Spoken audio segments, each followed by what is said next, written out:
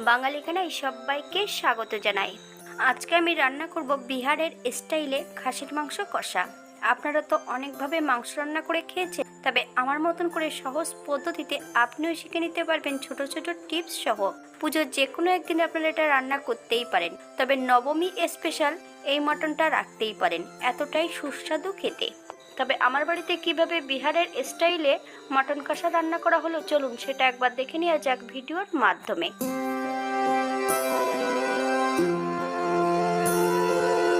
রান্না করার জন্য প্রথমে তেল আমি গরম করে নেব।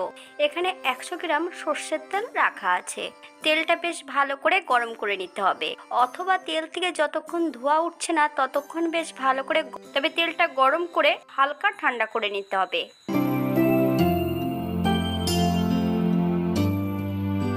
এই পর্যায়ে বেশ কিছুটা গোটা মশলা শুকনো খোলায় ভেজে নিতে হবে। 1 চামচ জিরে, 1 চামচ ধনে, একটা জয়িত্রী ফুলের 4 ভাগের 1 ভাগ, একটা কালো এলাচ, দুটো সবুজ এলাচ, একটা জায়ফলের 4 ভাগের 1 ভাগ, এক টুকরো দারচিনি, 4টে লবঙ্গ, শাহমরিচ আর গোলমরিচ 1 চামচ, শাহজিরে 1/2 চামচ। শুকনো খোলায় টেলে নিতে হবে। 90% মতন একটা গুঁড়ো তৈরি করে নিতে হবে। 800 গ্রাম খাসির মাংস ঈষদুষ্ণ গরম জল দিয়ে বেশ পরিষ্কার করে ধুয়ে রেখেছি। আমি ওখানে তেলটা নিয়েছিলাম 100 গ্রাম, আপনারা তার থেকে একটু কম বেশি তেল করে নিতে পারেন।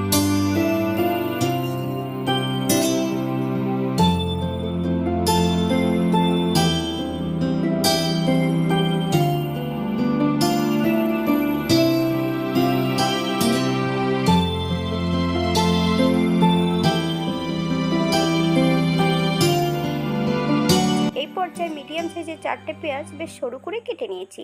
1 চামচ নুন দিয়ে বেশ পেঁয়াজটাকে ভালো করে চটকে নিতে হবে, অথবা পেঁয়াজ থেকে নিজস্ব যতক্ষণ জল না বেরোচ্ছে ততক্ষণ বেশ ভালো করে পেঁয়াজটা চটকে নিতে হবে।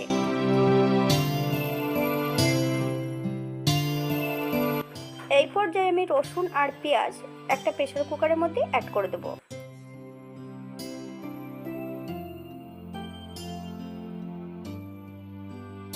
এখানে বেশ কিছুটা বাটা মশলা নিয়ে নিয়েছি। আদা, জিরে, ধনে, শুকনো লঙ্কা একসঙ্গে বেটে রেখেছি। সম্পূর্ণ বাটা মশলাটা অ্যাড করব। আপনারা মাংস যতটা নেবেন তার পরিমাণ হিসেবে মশলাটা অ্যাড করবেন। এবার অন্যান্য উপকরণগুলো পরপর অ্যাড করব।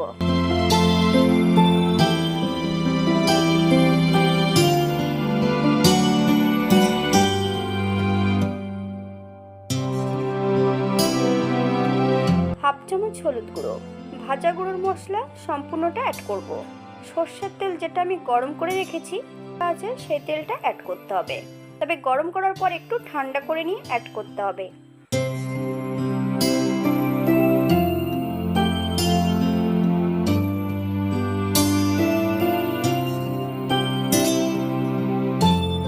এই পর্যায়ে সম্পূর্ণ মাংসগুলো অ্যাড করব, তবে মাংস ধোয়ার পর কিন্তু আমি কিছু লাগিয়ে রাখিনি।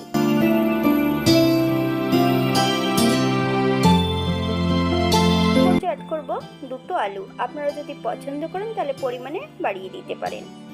25 গ্রাম টক দই, তবে টক দই কিন্তু জল ঝরিয়ে নিতে হবে।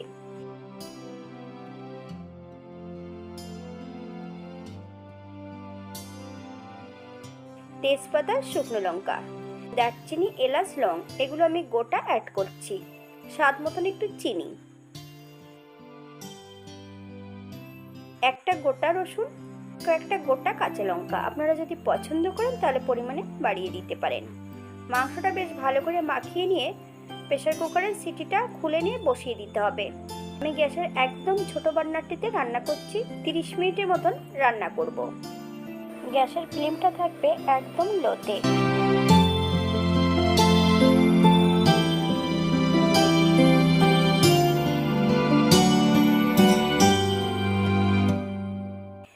মিনিট পর প্রেসার কুকারের সিটিটা আবার লাগিয়ে দিতে হবে।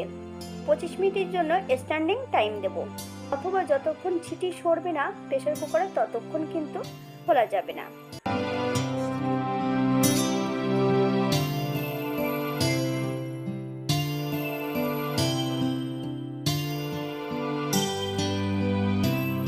প্রেসার 30 মিনিট পর প্রেসার কুকারের ঢাকাটা খুলে নিয়েছি।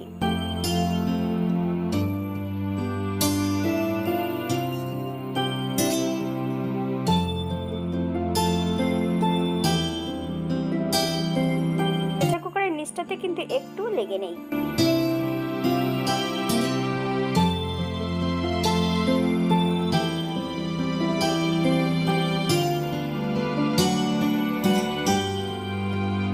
প্রত্যেকটা মাংস হাড়ের থেকে ছাড়িয়ে যাবে যদি এমনভাবে খাসির মাংস রান্না করা হয়।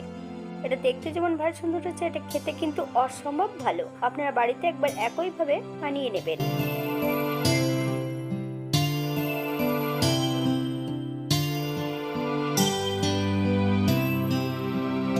আজকের ভিডিওটি এই পর্যন্ত। সবাই সুস্থ থাকবেন, ভালো থাকবেন। অন্যদিন নতুন রেসিপি নিয়ে আপনাদের সামনে আবার আমি হাজির হব। নতুন ও পুরনো সকল বন্ধুদের অসংখ্য ধন্যবাদ ভিডিওটি দেখার জন্য।